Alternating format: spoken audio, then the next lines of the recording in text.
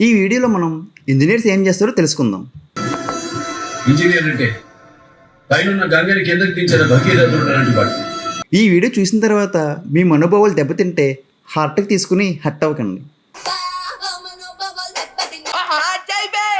Engineering చదవడం అంటే movie రీల్లో చూపించినట్టు రంగులమయంగా లవ్ ట్రాక్లతో గొడవలు గోల తుంటరి అల్లర్లతో ఉంటుందా, లేకపోతే పట్టపగల చుక్కలు కనిపించి మబ్బులిడిపోతాయో చూద్దాం రండి.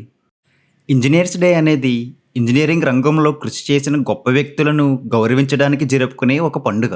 పెద్ద పెద్ద భవనాలు, వంతెనలు, రోడ్లు, సాంకేతిక పరికరాలు, వాటి రూపకల్పన, నిర్మాణం, నిర్వహణలో ఇంజనీర్లు ఎంతో కృషి చేస్తారు. మన ఇండియాలో మనం గుర్తు చేసుకునేది శ్రీ మోక్షగుండం విశ్వేశ్వరయ్య గారిని. కృష్ణరాజ సాగర్ డ్యామ్ నిర్మాణం ఆయన పర్యవేక్షణలో జరిగింది. ఇంజనీర్స్ ఒక కొత్త ఆవిష్కరణ ఎలా చేస్తారో ఇప్పుడు తెలుసుకుందాం. సైంటిస్టులు, ఇంజనీర్లు కలిసి పనిచేస్తారు. ఎలా అంటే సైంటిస్టులు ఒక కొత్త విషయాన్ని కనుగొంటారు. ఇంజనీర్లు ఆ కనుగొన్న విషయాన్ని ఉపయోగించి మనకి ప్రయోజకరమైన వస్తువుల్ని నిర్మిస్తారు. సైంటిస్టులు జ్ఞానాన్ని సృష్టిస్తే ఇంజనీర్లు ఆ జ్ఞానాన్ని ప్రతిఫలాలుగా మారుస్తారు. ఒక 2-3 ఎగ్జాంపుల్స్తో మీకు ఫుల్ క్లారిటీ వచ్చేస్తుంది. ఎగ్జాంపుల్ 1, హెన్రీ అనే ఒక సైంటిస్ట్ ఎలక్ట్రోమాగ్నెటిక్ వేవ్స్ ప్రయోగశాలలో విజయవంతంగా ఉత్పత్తి చేసి వాటిని గుర్తించారు. ఈ తరంగాలు గాలిలో ప్రయాణిస్తాయని ఆయన నిరూపించారు. మార్కోని అనే ఇంజనీర్ హెన్రిచ్ కనుక్కున్న ఈ ఎలక్ట్రోమాగ్నెటిక్ వేవ్స్ సూత్రాన్ని ఉపయోగించి రేడియోని నిర్మించారు. ఆ తరంగాలను దూరం నుంచే ఒక చోట నుండి మరో చోటి సమాచారాన్ని పంపడానికి ఎలా ఉపయోగించుకోవచ్చో ఆలోచించి అందుకు అవసరమైన పరికరాలను తయారు చేసి వాటిని ఆచరణలో పెట్టారు. ఈ ఎగ్జాంపుల్లో హెన్రిచ్ ఎలక్ట్రోమాగ్నెటిక్ వేవ్స్ గురించి కనుగొంటే మార్కోని ఆ ఎలక్ట్రోమాగ్నెటిక్ వేవ్స్ ఉపయోగించి ఒక పనికొచ్చే వస్తువును, రేడియోని తయారు చేశారు. Example 2, computer chips and transistors. John, Walter, William అనే సైంటిస్టులు ట్రాన్సిస్టర్ అనే ఒక చిన్న ఎలక్ట్రానిక్ పరికరాన్ని కనుగొన్నారు.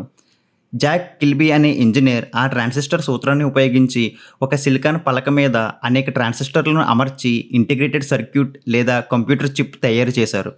ఈ చిన్న చిప్ వల్లనే మనం ఇప్పుడు వాడుతున్న మొబైల్ ఫోన్స్, కంప్యూటర్స్ మరియు అదర్ ఎలక్ట్రానిక్ పరికరాలు సాధ్యమయ్యాయి. ఇక్కడ సైంటిస్టులు ఒక చిన్న ఎలక్ట్రానిక్ విజ్ఞానాన్ని కనుగొంటే ఇంజనీర్ ఆ విజ్ఞానాన్ని ఉపయోగించి మన జీవితాలను మార్చిన ఒక అద్భుతమైన ఉత్పత్తిని తయారు చేశారు. ఎగ్జాంపుల్ 3, ఏరోడైనమిక్స్, గాలి ప్రయాణం. సైంటిస్టులు గాలిలో ఎలా ఎగరవచ్చు, గాలి ప్రవాహం, పీడనం, ఒక వస్తువు గాలిలో ఎలా లేవగలదో, ఎలా ముందుకు కదులుతుందో మరియు గాలి ప్రవాహానికి ఎలా ప్రతిఘటించవచ్చో అనే ప్రాథమిక విజ్ఞానాన్ని అభివృద్ధి చేశారు.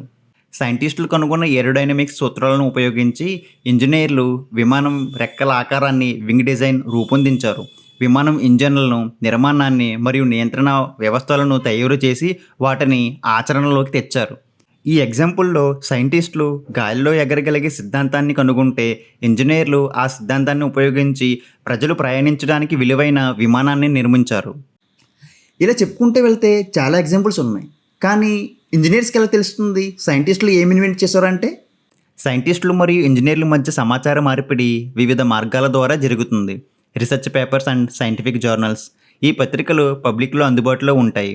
ఇంజనీర్లు ఆ రీసెర్చ్ పేపర్స్ చదివి వాళ్ళు కొత్త ఇన్వెన్షన్స్ పైన అడుగులు వేస్తారు. Universities and research institutions and conferences. సైంటిస్టులు మరియు ఇంజనీర్లు ఇద్దరూ ఒకే రకమైన కాన్ఫరెన్స్లో పాల్గొంటారు. ఈ సమావేశంలో సైంటిస్టులు తమ పరిశోధన ఫలితాలను ప్రదర్శిస్తారు. ఇంజనీర్లు వాటిని ఉపయోగించి ఒక కొత్త ఉత్పత్తిని ఎలా తయారు చేయవచ్చో చర్చిస్తారు. మరి ఎందుకు engineering college students not using scientist data and not inventing new things అంటే? ఇప్పుడు ఇంజనీరింగ్ కాలేజ్ విద్యా విధానం ఎలా ఉంటుందో చూద్దాం. ఇంజనీరింగ్ చదివిస్తున్న పేరెంట్స్ అందరికీ ఇది తెలియాలి. మీ పిల్లలు 4 years ఇంజనీరింగ్ చదువుతారు. ప్రతి సంవత్సరం 2 times public or main exams ఉంటాయి. వీళ్ళకి మెయిన్గా ఉండేది theoretical subjects, problematic subjects and practicals.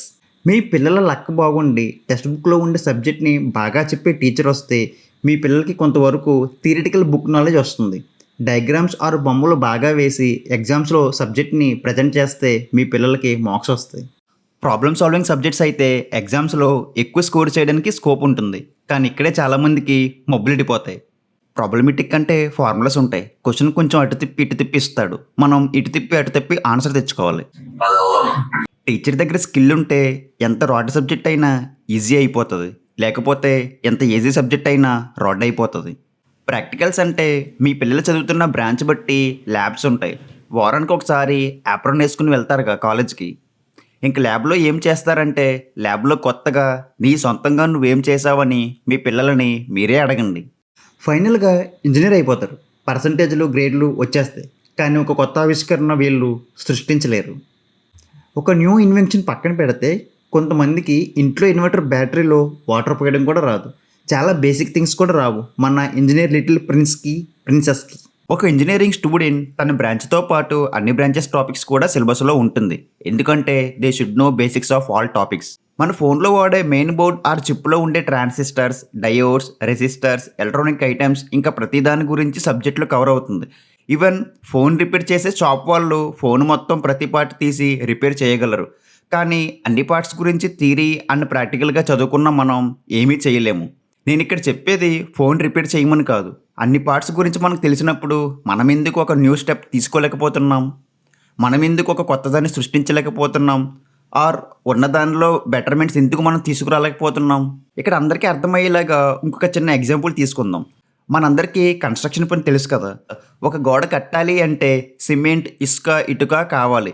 ఇదే సబ్జెక్ట్ ఇంజనీరింగ్లో ఉంటే వాళ్ళు ఫార్ములాస్ వాడి ఇసుక, ఇటుక, సిమెంట్ ఎంత పడుతుందో వాళ్ళు ఎగ్జాక్ట్గా చెప్పగలరు అండ్ వాళ్ళకి మార్క్స్ కూడా పడిపోతాయి. కానీ మన ఇంజనీర్కి ఇక్కడ గోడ ఎలా కట్టాలో రాదు. రాకపోయినా పర్లేదు, కానీ న్యూ ఐడియాస్, న్యూ ఇంప్లిమెంటేషన్స్ వీళ్ళు చేయరు. అదే ఇక్కడ ప్రాబ్లం. అంటే ఇప్పుడు మీరు కంప్యూటర్ ఉద్యోగాలు చేస్తున్నారన్నమాట. అయితే కంప్యూటర్ ఇప్పేసి బిగించేస్తారా? ఉద్యోగం చేస్తే ఇప్పి బిగించేస్తారా? మరి నేను ట్రాక్టర్ నడిపితే ఇప్పి బిగించేస్తాను. ఏం కుర్రాలే మీరు, బుర్రకాయలు ఉండవు. మరి ఎందుకు engineering college students not using scientist data and not inventing new things అంటే చాలా రీజన్స్ ఉన్నాయి. చాలా ఇంజనీరింగ్ కాలేజీలు సిలబస్ ప్రాధాన్యంగా థియరిటికల్ విషయాలపై దృష్టి పెడుతుంది. విద్యా వ్యవస్థల్లో ప్రాక్టికల్ అప్రోచ్ లేకపోవడం, కొత్త ఆవిష్కరణలు చేయాలంటే అధునాతనమైన పరిశోధన ల్యాబులు, ఖరీదైన పరికరాలు కావాలి. రిస్క్ తీసుకుపోవడానికి ప్రోత్సాహం లేకపోవడం, ఆవిష్కరణ అంటేనే పదే పదే విఫలమై ఆ వైఫల్యాల నుండి నేర్చుకోవడం. కానీ విద్యా వ్యవస్థల్లో మార్కులకు, గ్రేడ్లకు ఎక్కువ ప్రాధాన్యత ఇస్తారు. బ్రో ఇన్ని చెప్తున్నావు, సొల్యూషన్ ఏంటి మరి అంటే? నా పాయింట్ ఆఫ్ వ్యూలో నేను చెప్తా. మీ ఐడియా ఆర్ ఒపీనియన్ని కామెంట్స్లో మెన్షన్ చేయండి. ఇంజనీరింగ్ కాలేజీలో ఒక బ్రాంచ్ వాళ్ళు పాత ఫోన్ని రిఫరెన్స్గా తీసుకుని ఒక బ్రాండ్ న్యూ మోడల్గా ఇంప్లిమెంట్ చేసి అవసరమైతే ఒక చిన్న కంపెనీతో టైఅప్ అయ్యి వర్క్ చేసి బేసిక్ మోడల్ రిలీజ్ చేసి నెక్స్ట్ ఇయర్ బ్రాంచ్ వాళ్ళు దాని మీద వర్క్ చేసి 2.0 వర్షన్, ఆ నెక్స్ట్ బ్రాంచ్ వాళ్ళు 3.0 అప్డేట్స్ ఇచ్చుకుంటూ వెళ్తే వీళ్ళు టైప్ అయిన కంపెనీలోనే వీళ్ళకి జాబ్స్ రావచ్చు. లేకపోతే వీళ్ళు నేర్చుకున్న నాలెడ్జ్తో ఒక కొత్త ఆవిష్కరణ చేయొచ్చు. అలా అన్ని బ్రాంచెస్ వాళ్ళు దేని మీదన్నా వర్క్ చేసి బయటకు వస్తే వీ కాల్ దెమ్ ఇంజనీర్స్.